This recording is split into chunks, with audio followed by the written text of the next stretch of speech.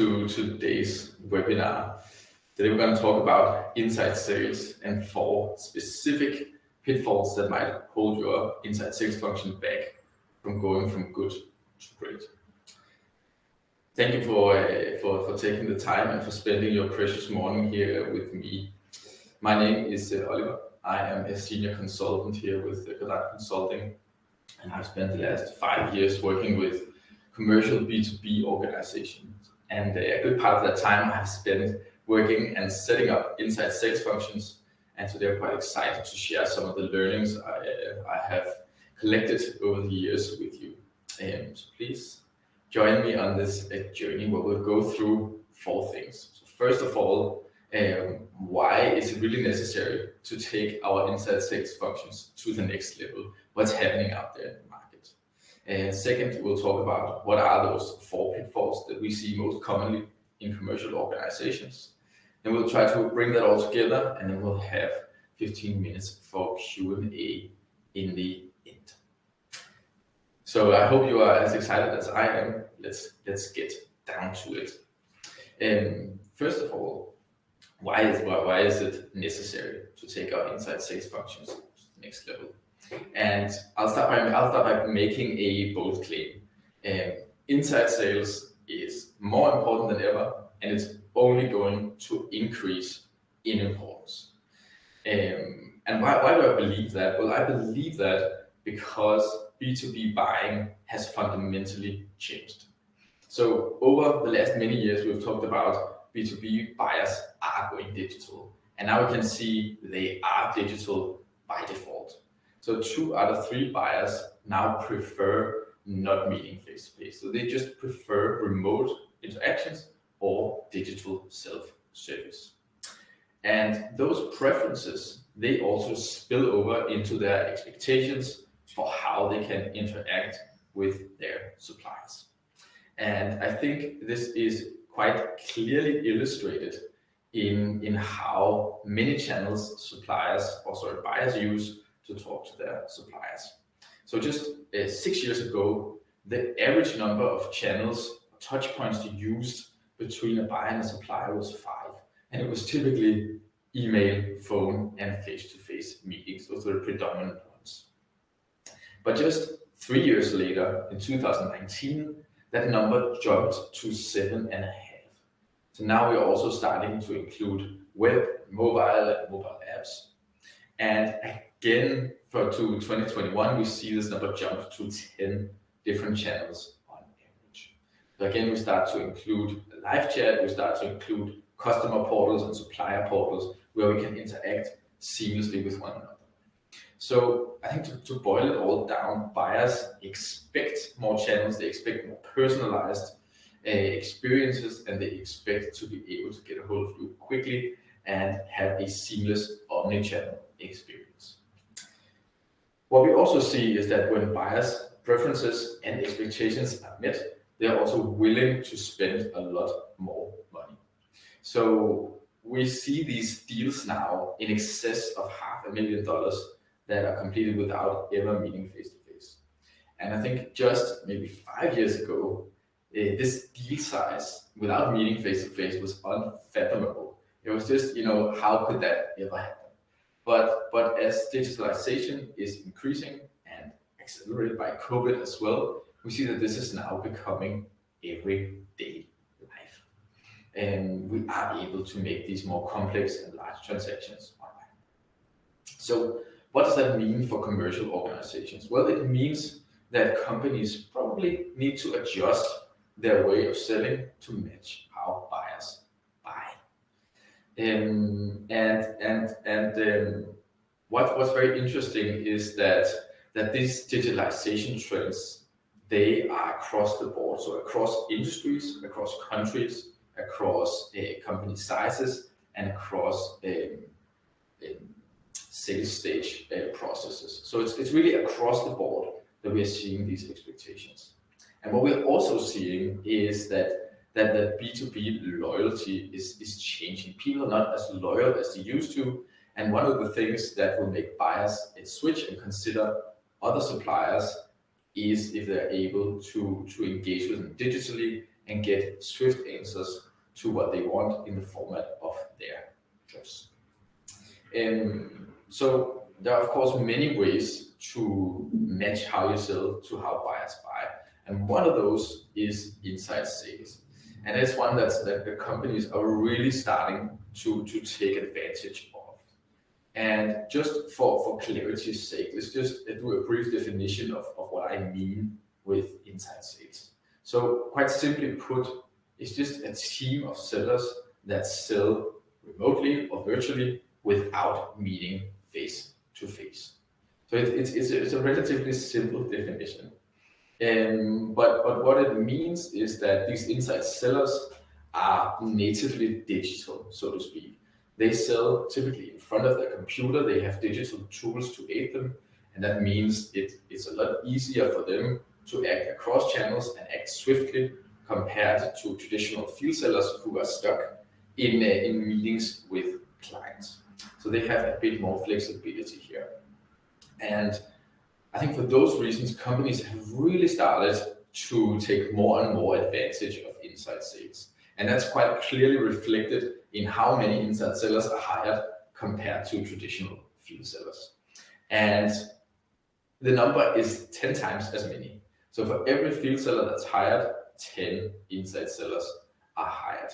And we can see that it's growing a lot faster than field sales is. So the main conclusion is inside sales is here to stay. We don't really see any signs of this trend reversing in the market. Not even after COVID kind of, knock on wood, ebbed out, and some consider, are we going to go back? But actually, no. Digitalization is just increasing and will probably continue to do so as young people like myself are entering the workforce and bring more say technology to the table, but also just as the field develops and more technologies become available. So what's becoming clear to many companies is that inside sales isn't just a temporary fix to a digitalization fad. It isn't just a temporary fix to how do we actually sell to our customers during COVID, but it's something that's here to stay, and maybe even something that's here to grow. And again, what are the implications of that? Well, the implications are that companies, whether they are aware of it or not, are facing a choice, because they are facing a paradigm shift in inside sales. So a few years ago in 2020, the paradigm was something along the lines of do something. COVID is here. We need to be able to connect with our buyers, and we need inside sales to do that. So a lot of inside sales function was set up with speed as the primary success factor. And that was probably the right thing to do at the time. But now, as inside sales is maturing, we see that these trends are not decreasing, but actually increasing. It's a bit of a different paradigm. The paradigm is now not how do we set it up quickly, but how do we make it grow and how do we make it right. And so the choice that the companies are facing is, should we scale what we have, what we set up back then, or should we scale what's best? And this might sound like an incredibly loaded question to you, and it's because it is. But the reason I like to frame it in this way is that what we typically see is that some organizations, they make this choice without being aware of it. So they just continue doing what they've done and they scale that, and they end up regretting that at a later stage, because some of the things that might work in a more handheld fashion when you are a few people doesn't really scale very well, and you run into problems down the line. So that's what I hope to be able to do with this webinar, is to inspire you to make conscious decisions about what is right for your organization in terms of inside sales. All right, so the first step in understanding how we should scale is understanding what it is we're actually scaling. So how do you conceive of an inside sales function? And the way we conceive of it is that it's made of 7 building blocks, and those are the things that you scale. So let's have a look at those. So again, it's an automation of 7 things that, whether you're aware of it or not, you scale. So the first thing is the strategy, the overall purpose and the strategy. Do we have inside sales to grow sales, or do we have it to lower cost of sales, increase customer satisfaction, or is it something else entirely? Why do we even have inside sales? What should it allow us to do? And then combined with that, what are then the areas of responsibility? Do we want them to be hunters? Do we want them to respond to leads or manage orders? Or what is exactly they should do for which customer segments and with which part of our offering? That's the strategy. Second, of course, is the input and the output. What are the triggers that set off an inside sales task? And it could be that they get a lead, or we provide them with a prospecting list, and then at the other end of the engine, something comes out and output. And that could be a booked sale, it could be a sales qualified lead we hand over to field sales, or it could be almost anything here. Once that's in place, then you need to look at people. Who do we actually need to run this function? What are their capabilities? How do we get them hired and onboarded? What kind of processes should they do? What's their actual tasks? And ideally, we formulate this in a playbook. What are the assets they need? Do they need any sales assets, marketing material, anything like that to support them on their way? And what kind of technology do they need to be enabled? Do they need a CRM system, something to help them prospect, some other databases, or what do they actually need to be set up to work digitally? Finally, we have the governance model. So how do we manage inside sales? Which kind of recurring interactions have we set up around it to help them perform and develop over time? And again, this is what comprises your inside sales function. And getting each of these building blocks right is, of course, complex. And getting all of them to be aligned on top of that is even more complex. So there are hidden pitfalls in each of them, but especially 4 pitfalls of what we see out there that I'd like to go through. So they correspond to these highlighted building blocks here. And the first one is that inside sales have well-defined responsibilities, but it's not really connected to the overall strategy. The second is that inside sales have clarity on what to do, but not how to do it. Third is that inside sales do have supporting sales assets, but they are actually made for field sales who have different kinds of interactions, so they're not completely fit for purpose. And finally, we have a mechanism for hiring inside sellers, but we don't have a clear career progression. So these pitfalls you'll notice are typically where we have something in place, but we need the next step. We need to go from good to great in order to be able to scale effectively. What works for a small inside sales function doesn't necessarily work too well for a larger one. So let's try to go through those pitfalls one by one. The first one is that inside sales have well-defined areas of responsibilities, but maybe they aren't connected to the overall strategy.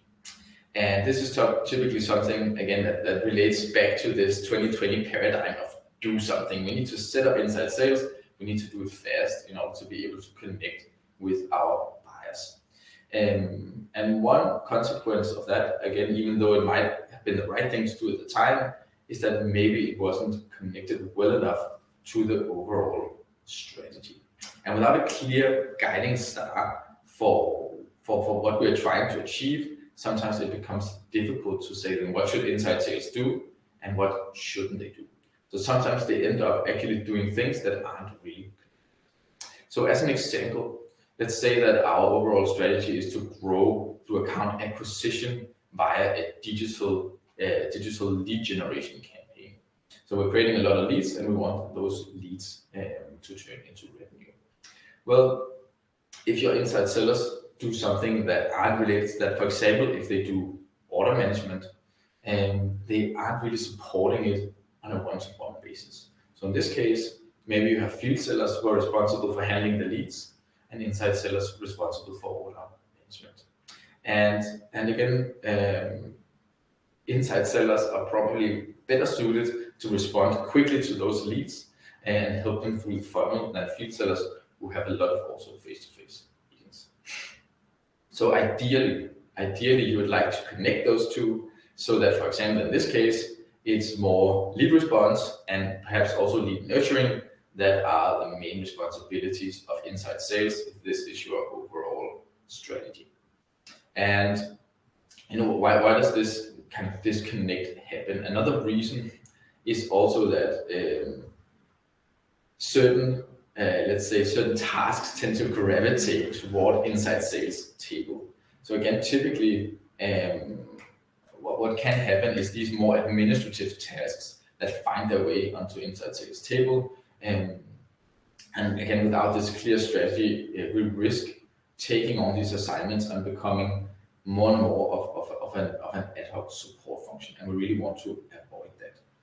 So one way to have clarity and make sure that your tasks are connected to your strategy is to conceive of it as a cascade of choices that you need to make. So ideally, first of all, you have your strategy in place. What is it that we want inside sales to help us achieve? And again, it's typically growing sales in some form or lowering cost of sales in some form. And those two, depending, they're the most common ones, but they have very different implications for how you should set up your inside sales function. So once you have your strategy in place, that should then inform the areas of responsibility that you give to inside sales. So who are the customer segments they're targeting, in which part of the sales process, and with which parts of your offerings. And that's what you need to determine. And then after you've determined that, then you can determine how to get the rest of the house in place, what kind of people and processes and assets and so on do we need to enable that. But you can actually also use this conceptualization to do a sense check of what your inside sales function looks like today. So you can look at the bottom at the people you have in place and what they actually do, and try to see, well, does that really enable what we want inside sales to target for us? Does that enable us to grow in these segments that we have chosen? And again, does those areas of responsibility, do they enable our overall strategy so we achieve what it is we actually want inside sales to do for us? All right. Pitfall number 2. Inside sales reps have clarity on what to do, but not how to do it. So what's in place is more like, what to do? We have an overall direction. In this case, we want to grow accounts via upsell and cross-selling. But what's not in place is more how to do it. What is the step-by-step process, and how do we actually get there? And this problem arises because inside sellers typically need a little more guidance than experienced field sellers. So the overarching trap is really taking inside sellers and plugging them into an existing setup, an ecosystem that's made for field sellers. But inside sellers are not experienced field sellers. In fact, many of them are hired fresh out of school. And because of that, when they don't know exactly what to do, they haven't tried it that much before, it leads to inefficient process execution and long ramp-up time for newly hired SDRs. So again, it's about matching the clarity, the specificity of the instructions to who you actually have in front of you. And I think just to illustrate this, 14 months, that is the average work experience required at hire for an SDR. So many of them are really fresh out of school. They haven't tried to sell before. They haven't tried to see, okay, we need to upsell, cross-sell. What is the first step? What do I need to do? How do I contact those accounts? How do I research them? How do I prepare for the call? How do I have that conversation? Which steps should I actually take and in which order? And of course, when you don't have clarity on that, it becomes difficult to run an efficient process without spending a lot of time learning by doing. So the overall point for me is get as specific as possible. And one way to do that is via these process maps and step-by-step guidance. So just to illustrate, what we want to avoid is these generic and vague instructions like, okay, your goal now is to upsell, cross-sell to generate more revenue. Go hit your quota. Let's go. That's probably not enough for most inside sellers, and especially freshly hired ones. What instead they prefer is having these process maps where it's clearly mapped out what do you do in which sequence and where the decision points, and what do you do if you're having trouble, and how do you escalate, which kind of tools can you use, and then also illustrating that with process maps. So in essence, it's about getting specific. And I'd just like to put a comment on one fear that we sometimes hear out in commercial organizations, that they are afraid that inside sellers will feel micromanaged by something like this. And our experience, though, is that I have never seen it happen, but in fact, I've seen the opposite a lot of times, where they really appreciate this level of instruction, this level of clarity, because that's also what it does. When you have to make these maps, you need to answer a lot of questions that are quite detailed on what is actually we want to do. And the other part of it is, of course, also how you communicate it, so that this is a tool to help you get into the role. But of course, once you are into that, you don't need to sit and look at this every day. Then you are free to freestyle a little bit. Another kind of advantage of having these maps, or clear processes at least, is that it becomes a lot easier to have those developmental conversations between inside seller and sales manager. It becomes a lot easier to say, this is where in the process I'm having a little bit of trouble, and then it's easier to explore and address those issues together. All right. Next pitfall is that inside sellers do have supporting assets to help them carry out their processes, but they are made for field sales. So again, we're under that umbrella of plugging inside sales into an ecosystem made for field sellers. And again, it's quite important to keep in mind that they are in many cases very, very different in what they require. And that goes, of course, for we need to be aware of that in inside sales, but also in the departments that are helping us out. So in this case, say that marketing is responsible for providing sales content for your inside sellers. Then it's probably important to have a conversation about what are the requirements. So just to illustrate, again, if marketing is used to support experienced field sellers, let's say take this person who has more than 10 years of experience in a field, knows everyone personally. And his meetings are typically with some kind of pre-qualification. So when he meets with people, they are actually interested and they want to be there. And he has seen so many interactions that he knows exactly how to pinpoint the pain points very quickly in the conversation, uncover and quantify those. So for marketing, or for the ones making the assets, it means that they can sort of get away with delivering more generic market research, value propositions, because the field sellers or the experienced sellers are more able to translate that into something they need in their specific sales situations. And they can do that because of their experience. But that changes a little bit when we have a fresh out of school inside sales rep. This person doesn't know the industry in and out, doesn't know everybody. So this inside seller probably needs an ICP, an ideal customer profile description. Who is it we're meeting and what are their pains? How do I solve those pains for them? So I can have a qualified conversation. And then that conversation, when we have it, it's going to be in quite a different format, right? So if you have a phone call, you probably have 10 seconds to hook the other person with something valuable. So what is that hook? What is that commercial insight? How can you demonstrate to the other person that having a conversation with you is going to be valuable? And that's something you need to get right. So again, the level of enablement is very different. But I think the overall piece of advice from my side is the same. Like, get specific. Be very specific in how it is you enable them. And for example, if they are prospecting, then instead of them doing it on their own, maybe providing them with prospect lists that then have descriptions of the main prospect types. What do they look like? What are their roles and responsibilities, needs and pains? And how do our products solve those pains for them?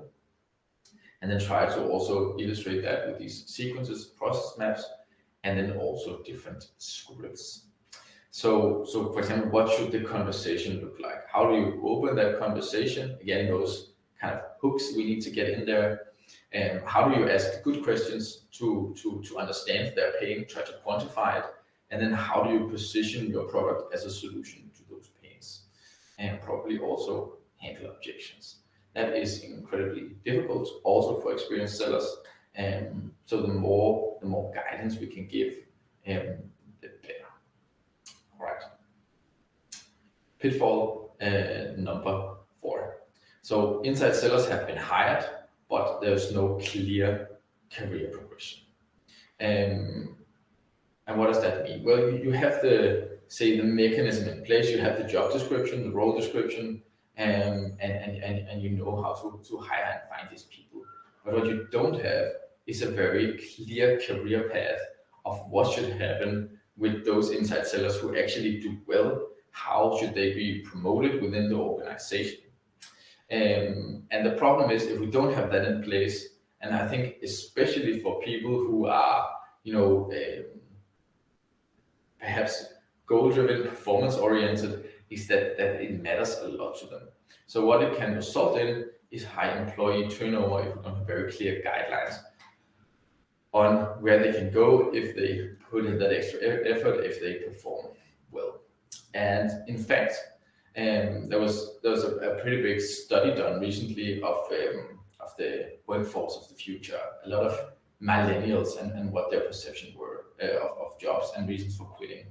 And what 31% of those said is that the primary reason for quitting is a lack of progression opportunities. So if you cannot see yourself and where you can advance in the organization, well, then you will probably start to look at external opportunities at one point or another. But luckily, there's a relatively easy fix to this one. Is define your career path for inside sales. So I just want to show you what that can look like. So this is what it looks like in a typical SaaS company. SaaS companies are pretty much at the forefront of inside sales. They have done it for a long time and are using it a lot, and a lot of them more so than field sales. This is the typical career progression they have in place. So first you start as an SDR, a sales development rep, or business development rep is also called sometimes. Then typically you move on to an account executive, an outside salesperson, or a field seller. Then perhaps you become an account manager, and you can either specialize to become a sales engineer or become a regional sales manager, and then director of sales, and then VP of sales. So that's what a typical career progression can look like. But it's not necessarily what's right for your company. I think at least one very important consideration in how you set up your structure is that, of course, it needs to match how many people you have and what's the maturity and size of your function. But another equally important point is to consider whether you want inside sales as an incubator for field sales, where you upgrade those who do very well to become field sellers, or if you want an independent track within inside sales where you can have a full career. And what we're seeing more and more is companies are actually starting to develop career tracks for inside sellers. And that's because there's actually a preference among some of them to not spend time in the car, on the road, going visiting people, but actually just being at the office or working from home or remotely. And they prefer that kind of lifestyle. So it's not just that they all want to become sellers, but they actually want to stay inside sellers. I think that's one important consideration for when you set up your career progression steps. All right, so let's try to bring bring it all together a little bit. What have we covered here? We've covered why it is that many companies are facing a conscious or unconscious choice of how they want to scale. And in doing so, we have addressed 4 pitfalls that could, if addressed, save you some pretty big headaches down the line. So first of all, we have addressed how the roles and responsibilities are connected to the overall strategy, making sure that we help in achieving our overall commercial goals and strategies.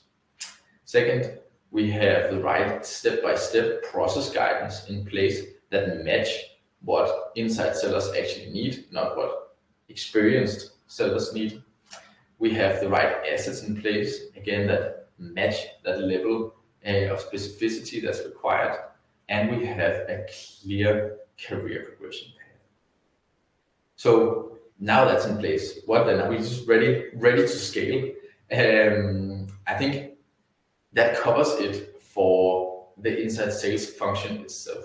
But that's not all there is to scaling, because when we change something, go from A to B, you cannot underestimate the importance of change management.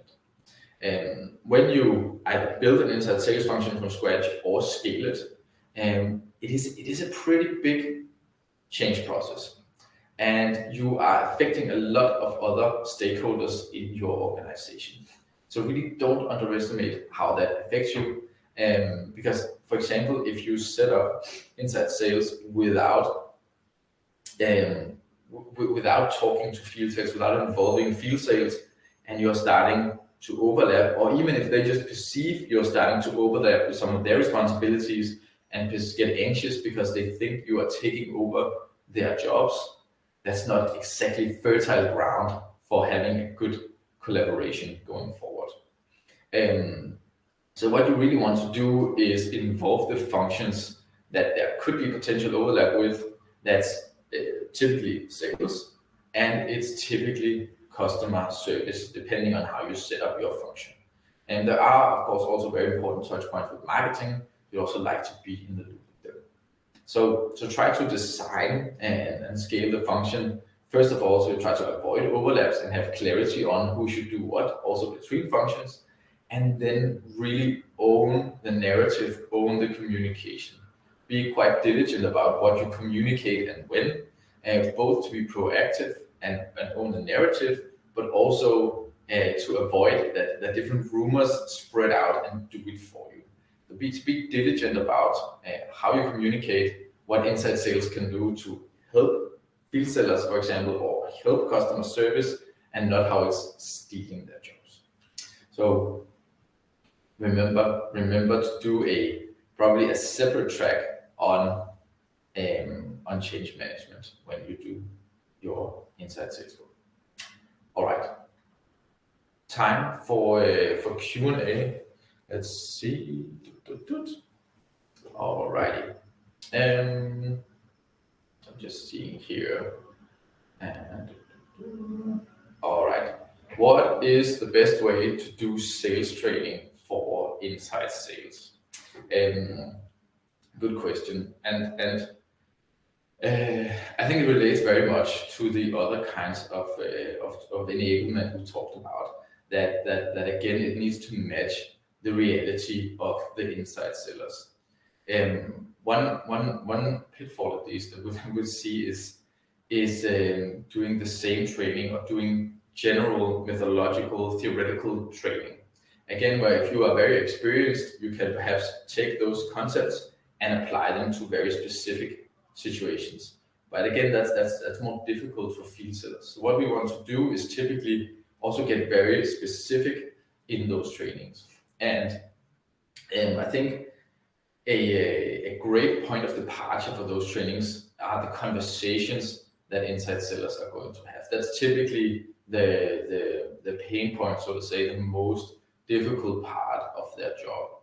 So what we have had quite good experience with is getting together with a team of the most experienced sellers, the top performing sellers, and then kind of interview them and help sketch out what that conversation looks like.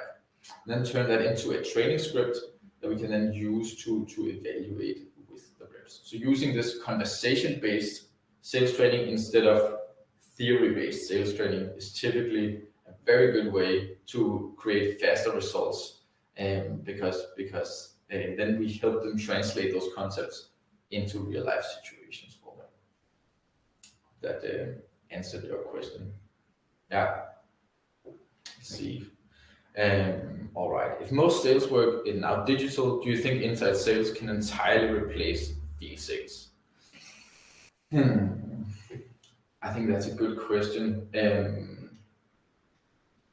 Entirely replace is I don't know about that. What can happen and probably will happen is that field sales is becoming then hybrid sales. So it's inside sales and hybrid sales.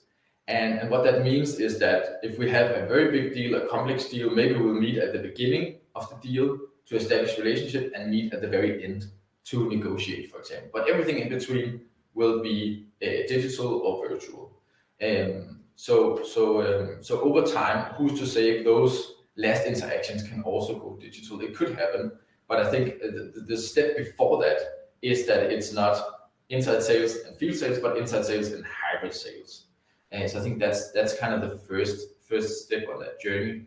And maybe in 10 years, I don't think it would be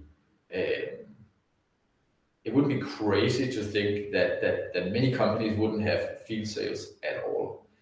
But of course, again, it depends on how buyers are going to buy at that time, and because that's of course what we want to match with how we sell. All right. Let's see if we have time for one more here. Should sales managers manage both field sellers and inside sellers? Okay, so I guess this question comes out of the fact that we've talked about that they are somehow different experienced field sellers and inside sellers. So it probably depends on how you have set up your sales function. Do you have integrated teams that sell, which have field sellers and inside sellers and perhaps also other roles in them? Or do you have a dedicated team of inside sales that operate pretty independently from field sales? So if you have an independent group of inside sellers, it probably makes sense to have a dedicated inside sales manager.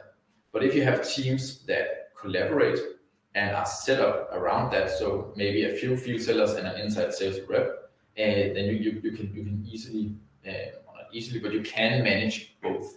It does require a bit more from the sales manager, and it requires getting a little bit closer to those inside sales reps than you probably would with the field sellers. But it definitely is possible, but depends on how you have set up your teams. All right.